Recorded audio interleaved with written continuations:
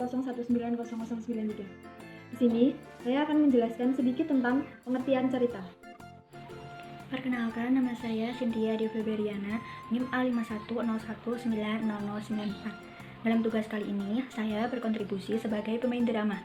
Pemain drama di situ saya memerankan tokoh bernama Adit. Nah, tokoh Adit ini memiliki sifat yang ceplas-ceplos dan mageran.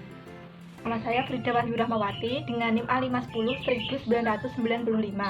Dalam tugas kali ini, saya berkontribusi bermain drama, berperan sebagai ibu. Nah, sifat ibu di dalam drama adalah bijaksana. Saya Data Trisa Ajinimas, NIM A5101900906. Di sini saya bertugas sebagai pembuat naskah drama dan juga berperan dalam drama tersebut. Di sini saya memerankan tokoh Fatma yang sudah mempunyai anak yang masih kecil dan keluarganya hampir berantakan. Dan meskipun dia sudah berkeluarga, namun masih bergantung dengan uang sang kakak, yaitu Wati. Perkenalkan, nama saya Afi Aulia Marifah, NIM A51019099, kelas 2C.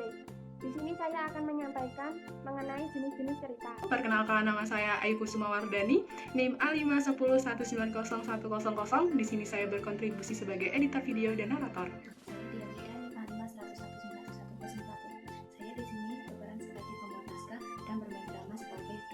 Di sini, saya Anissa Nurlebdaningrum akan menjelaskan tentang ciri-ciri cerita atau bercerita. Perkenalkan, saya Faridatun Nasyiroh, NIM A510190103. Dalam tugas kali ini, saya berperan sebagai pemain drama dengan tokoh Wati. Tokoh Wati ini memiliki sifat dermawan, karena walaupun sudah berkeluarga, tokoh Wati ini membantu kehidupan ibu dan adik-adiknya. Cerita adalah suatu rangkaian peristiwa yang dapat disampaikan secara lisan maupun tulisan yang berasal dari kegiatan nyata atau non-fiksi dan kegiatan tidak nyata atau fiksi. Cerita mempunyai ciri-ciri, yaitu yang pertama, memiliki tema. Tema adalah gagasan ide atau pikiran yang ada di dalam cerita atau pokok cerita yang ingin disampaikan di dalam cerita. Tema cerita itu sendiri mempunyai ciri-ciri. Yang pertama, persoalan yang paling menonjol. Kedua, persoalan yang banyak menimbulkan konflik. Ketiga, persoalan yang paling banyak membutuhkan waktu pemberitaan. Kedua, memiliki amanat atau pesan. Amanat atau pesan adalah sebuah pesan atau ajakan moral yang disampaikan pengarang di dalam cerita. Amanat biasanya berisi hal yang baik atau positif. Yang ketiga, memiliki tokoh dalam cerita. Tokoh dalam cerita adalah individu yang mengalami peristiwa di dalam cerita individu itu sendiri. Dapat berwujud manusia, binatang, hewan, atau yang lainnya. Yang keempat, memiliki watak dalam cerita. Watak dalam cerita itu sendiri juga penggambaran watak atau sifat tokoh dalam cerita. Berdasarkan watak dan sifatnya dibagikan menjadi 3, yaitu protagonis, yaitu tokoh yang berwatak baik, antagonis, yaitu tokoh yang berwatak kurang baik atau jahat, ya sebagai penentang protagonis juga. Yang ketiga, tritagonis, yaitu tokoh yang menjadi penengah antara protagonis dan antagonis. Yang kelima, memiliki alur cerita. Alur cerita itu ada 3. Yang pertama, alur maju progresif. Alur maju, rangkaian peristiwa sebuah cerita yang urut dari awal sampai akhir. Dan alur mundur, regresif. Alur mundur, penyampaian sebuah cerita melalui kisah balik. Peristiwa dengan alur mundur disampaikan tidak dari awal sampai akhir. Penyampaian balik juga dengan cerita masa lalu yang memiliki klimaks di awal cerita. Rangkaian peristiwa disampaikan dari masa lalu ke masa kini dengan urutan mundur. Yang ketiga, alur campuran progresif regresif. Cerita dengan alur campuran merupakan gabungan dari alur maju dan alur mundur. Biasanya, cerita dengan alur campuran dimulai dari bagian tengah cerita yang berkembang maju, lalu pada beberapa bagian pengembangan cerita disampaikan tentang kisah masa lalu. Yang keenam, memiliki latar. Latar segala petunjuk, keterangan mengenai waktu, tempat, dan situasi dalam cerita. Latar itu ada 3. Latar tempat yang berkaitan dengan di mana peristiwa dan cerpen itu terjadi, seperti di sekolah, di rumah, di kantin, di puskesmas, di rumah sakit, di pasar, dan lain-lain. Latar waktu itu berkaitan dengan kapan peristiwa dalam cerpen itu terjadi, seperti pada siang hari, sore hari, masa kini, masa lalu, dan lain-lain. Latar suasana berkaitan dengan perasaan atau suasana kejadian peristiwa dalam cerpen itu sendiri, seperti berduka, merenung, sedih, nangis, mengejutkan, mengagetkan, dan lain-lain. Yang ketujuh, memiliki sudut pandang. Sudut pandang adalah cara pengarang menggambarkan tokoh dalam cerita. Pengarang dapat berperan sebagai tokoh yang berperan langsung dalam cerita atau menggunakan orang atau benda lain sebagai pemeran dalam cerita. Yang kedelapan, memiliki bentuk tulisan yang padat, singkat, dan lebih pendek dibandingkan dengan novel. Yang ke-9, tulisannya kurang dari 10.000 kata. Yang ke-10, sumber cerita berasal dari kehidupan sehari-hari, baik itu pengalaman pribadi maupun pengalaman orang lain. Yang ke-11, penokohannya begitu sederhana, singkat, serta tak mendalam. Yang terakhir, 12, tidak melukiskan seluruh kehidupan pelaku karena mengangkat masalah tunggal saja. Di sini saya akan menyampaikan mengenai jenis-jenis cerita. Berdasarkan ciri-cirinya, cerita dibagi menjadi dua, yaitu cerita lama dan cerita baru.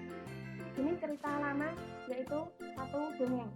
Dongeng adalah cerita tentang sesuatu yang tidak masuk akal, bersifat khayal, dan tidak pernah terjadi. Macam-macam dongeng yaitu yang pertama, mite. Mite adalah dongeng yang berhubungan dengan kepercayaan masyarakat setempat mengenai adanya makhluk halus. Yang kedua yaitu legenda. Legenda adalah dongeng yang berisi tentang kejadian alam yang unik dan aneh. Yang ketiga, fabel. Fabel adalah dongeng yang berisi tentang kehidupan binatang yang diceritakan menyerupai kehidupan manusia. Yang keempat, sage atau saga. Sage atau saga adalah cerita kegagah-beranian seorang pahlawan yang terdapat dalam sebuah sejarah. Cerita lama yang kedua yaitu hikayat. Hikayat adalah cerita yang menggambarkan tentang raja atau dewa dan bersifat khayal. Jenis cerita lama yang ketiga yaitu cerita berbingkai. Cerita berbingkai adalah cerita yang di dalamnya terdapat beberapa cerita sebagai sisipan. Cerita lama yang keempat yaitu cerita panji. Cerita panji adalah cerita yang sama seperti hikayat, namun berasal dari kesastraan Jawa. Cerita lama yang kelima yaitu tambo. Tambo adalah cerita tentang asal-usul keturunan raja yang bersifat khayal. Selanjutnya, jenis cerita baru. Cerita baru adalah bentuk karangan bebas yang sudah tidak terikat oleh sistem sosial dan struktur kehidupan masyarakat lama. Setelah sholat Idul Fitri, dia teringat dengan keluarganya yang ada di rumah dan memikirkan nasib adik-adiknya dengan kondisi sekarang ini. Alhamdulillah ya Allah, hamba bersyukur kepadamu atas berkat rahmat serta rezekimu. Keluarga hamba bisa menunaikan ibadah ini dengan lancar, dan saya berdoa kepadamu ya Allah, semoga kebahagiaan serta keberuntungan menyertai adik-adik hamba ya Allah. Amin.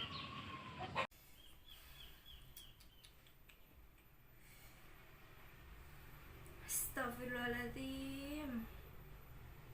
Hidup kok ya susah kayak gini. Anak masih kecil,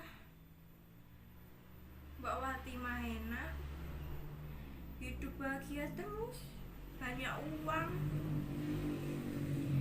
Semoga nanti mau ngasih aku uang lagi, kan lumayan buat tambah-tambah susu anakku.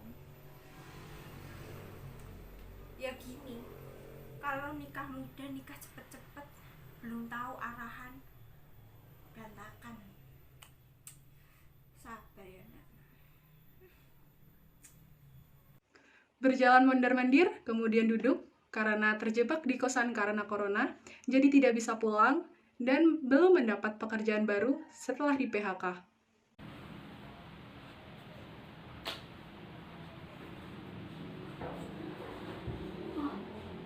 Malah di PHK, gak ada kerjaan deh, gak ada duit. Ih, gini ribet banget, pakaian acara virus corona barang gue.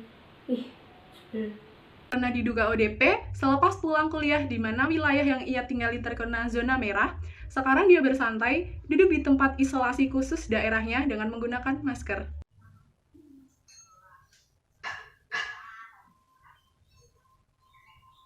Sedang menuangkan air di gelas yang hendak diminumnya.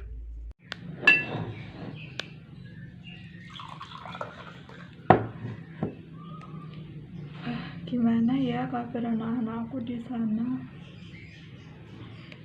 Mereka sehat-sehat atau enggak ya? Fatma yang sedang membuka teleponnya dan hendak menghubungi Mbak Wati, akan tetapi sebelumnya Mbak Wati sudah menghubungi semua saudaranya melalui via call Zoom.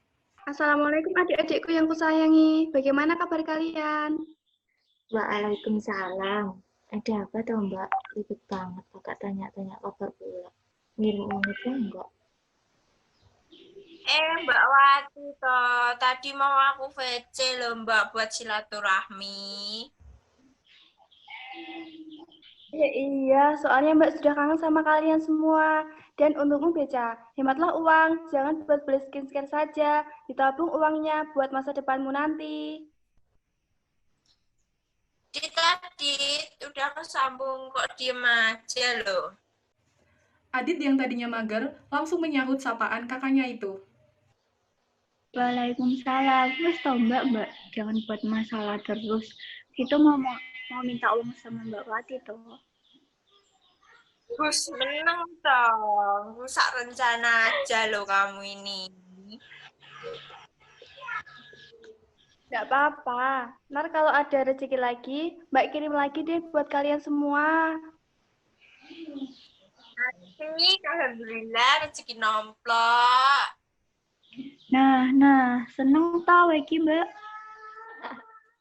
Ketahuan lah niat busuk Mbak. Udah langsung ke intinya aja Mbak, nggak usah basa-basi. Semoga kabeh, gimana kabar kalian? Sehat dan senang semuanya toh? Iya, Bu. Alhamdulillah sehat semuanya. Senang ya toh, Mbak. Mbak hidup kayak gini kok susah. Bu, moneynya jangan lupa money. Iya loh Bu, aku sekarang di PHK karena corona. Semua perusahaan sekarang nggak ada kerjaan. Sabar, Le, sabar. Semuanya pasti ada hikmahnya toh. Kualat gitu kamu sama ibu.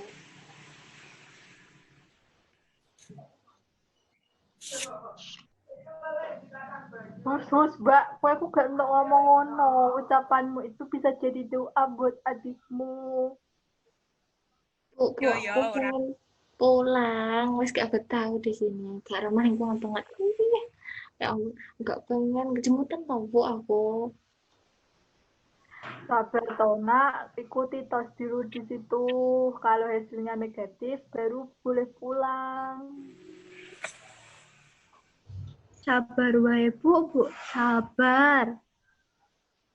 Makanya jadi perawan jangan bandel, cuma diem di rumah aja nggak bisa. Nah sekarang giliran teman mainmu positif COVID, kamu juga jadi ODP kan?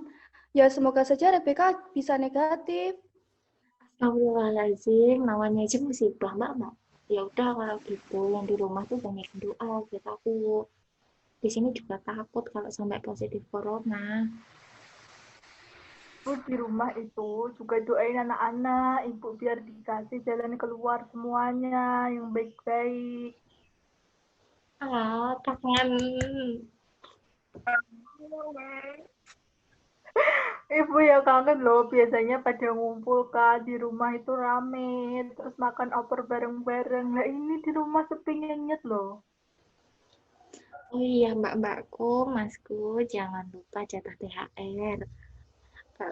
Enggak bisa ke sini, enggak ada transferan. Ini masih ada ponakan kecil, jangan lupa. Elah. Mumet aku gagas duwe Mbak Yu karo duwe Adi ora beneran kabeh. Yaudah ya Bu, Dek, ini tak nyusul suami ke rumah mertua dulu. Anak-anak juga di situ masalahnya, nanti kalau nyariin. Ya udah sama itu juga mau ke rumah tinggal di sini tuh sepi banget. Waalaikumsalam. Alah.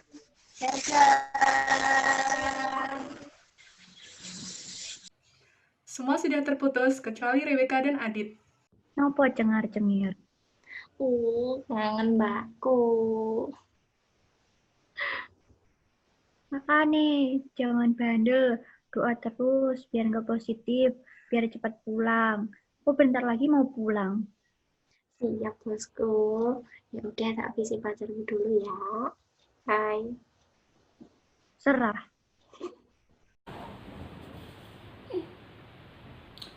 Boah, bingung apa? Mending turu.